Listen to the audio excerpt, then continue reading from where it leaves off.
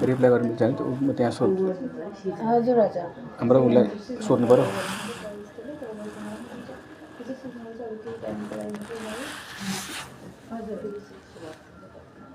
अब त्यो त डकुमेन्टेसन डिपार्टबाट कल आएको बेलामा बुझ्नु पर्यो सर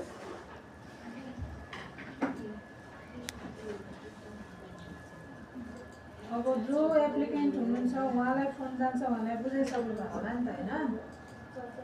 भन्नुभयो होला नि त उहाँलाई यस्तो भयो क्या सर उल्टो हुन्छ नि त फेरि अब किनकि जिमेल उहाँले लगइन गर्नु भएको छ होइन डकुमेन्टेसन डिपार्टबाट फोन पनि एप्लिकेन्ट उहाँ नै हुनुहुन्छ उहाँलाई नै जान्छ क्या उहाँलाई नै बुझाउनुहोस्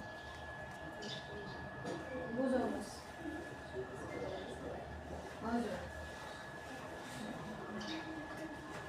हजुर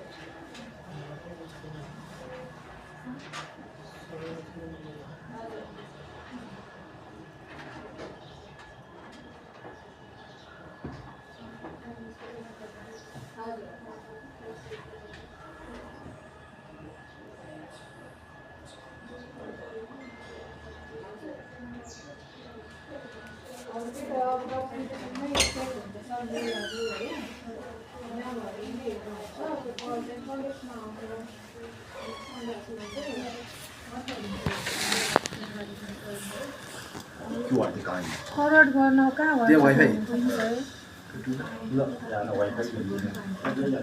ल्यान्डलाइन नम्बर कार्ड लानु भएको थियो नि